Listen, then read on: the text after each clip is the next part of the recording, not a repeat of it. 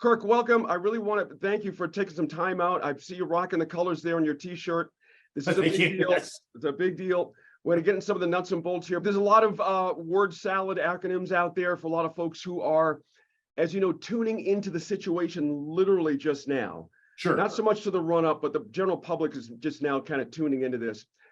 WGA, what do WGA members do? What does it stand for? What's the issue here? Let's cover the broad strokes first. Sure. So on May 2nd, approximately 20,000 members of the WGA, the Writers Guild of America, and there are two branches of that, the Writers Guild of America West, based in Los Angeles, and East. Here in New Mexico, we're covered under the WGA West contract. So not everyone who writes for film and television is a WGA member. That's partly because there are still certain types of writing, like animation, commercials, things like that, that are not yet unionized. But those of us who work under what's called the minimum basic agreement, which comes up for renewal every 3 years, went pencils down. I'm analog, it's pencils down, pens down, computer pads down, whatever down, on May 2nd. So as of today, we've been on strike roughly 70 days and change. Mm-hmm. About 2 weeks ago, the Screen Actors Guild and AFTRA, these, trying to remember what AFTRA stands for, it's, I should say it's word salad. Yeah. But the Actors Guild went on strike for the first time in quite a while. And this is the first joint strike where you've got actors and writers walking the picket lines together since 1960. And just to put that in perspective, that was a year before I was born, and Ronald Reagan was head of the Screen Actors Guild. Right. He wasn't even yet governor of California.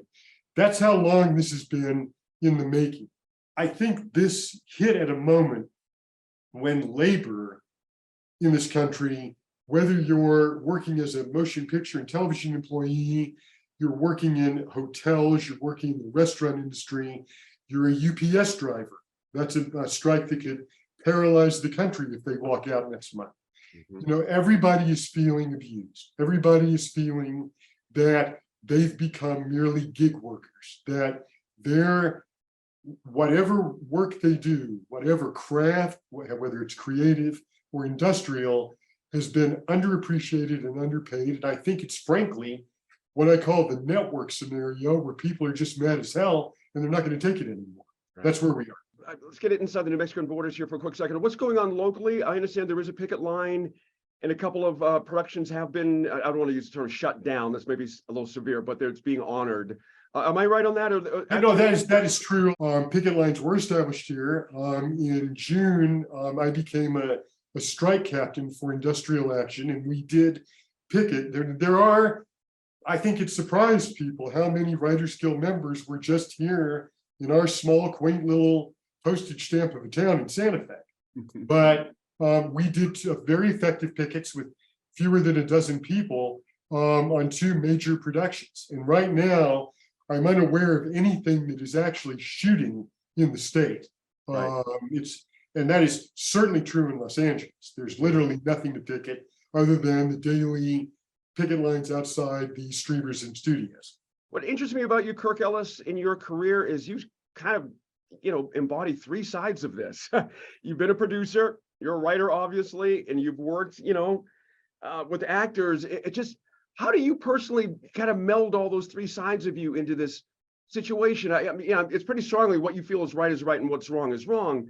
But I'm not saying you might have some affection for the producers, but do you have a feel for where they're coming from at some level? So I should be really clear when I use the word producers, because there's been a lot of misinformation out there. The Producers Guild of America, which is not a trade union, it's simply an affiliation of people who produce film and TV. I'm a member, came out with a statement saying that we were in solidarity with the unions.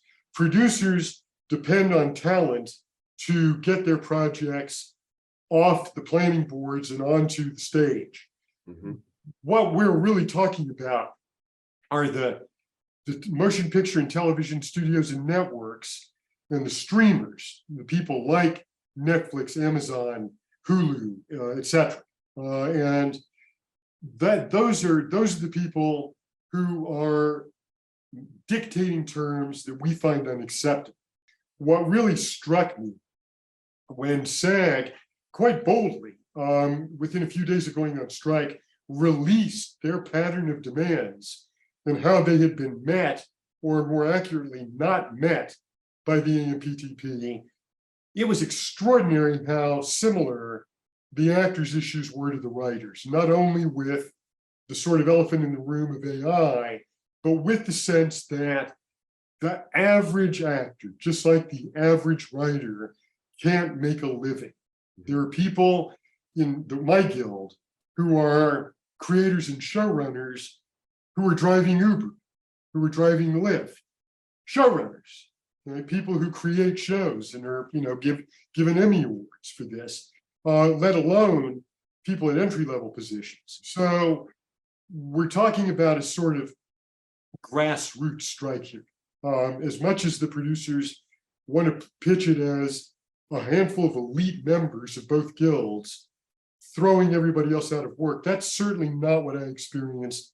Let's get into what are the demands, what do the studios want, what do writers want? What's the basic rub here for Okay, well, so the easier question is, what do the studios want?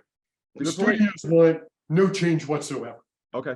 They want to provide a minimum less than cost of living increase in certain quarters and call it quits. So in terms of what writers are looking for, as with any labor action, money is at the heart of it. Whether you've been in the business as long as I've been, and you've worked up to the level that I've achieved, or you're just coming in real wages, you are working now for less money than when you started. Than when you started 5 years ago, 10 years ago, 20 years ago, or 30 years ago. You're working for less money. For New Mexicans, what's the upshot? I always like to remind people, any industry here, it's always on tender footing. Even though we're raking lots of money and it seems like things are going great in the film business, things can turn in a season, so to speak. Yeah. Georgia's coming on, has been doing their thing. Lots of other states, Louisiana, doing their thing. You never know how these things are going to go. I'm not asking you to predict for New Mexico, but what's the upshot here for us if this doesn't go well for actors? There's a flaw in the system. The flaw in the system has always been there. And when this was first being contemplated by Bill Richardson and the unfortunately now late Eric Witt, thank you for mentioning. I was on what was called the Governor's Council for Film and Television Industries. I think I got that right. And my initial sort of back of the brain concern, which this strike has brought out, is that when we were looking at this incentive, right, we did not look at a parallel incentive for New Mexico-based creators of content, New Mexico writers, New Mexico directors, New Mexico actors. We conceived it as a service industry.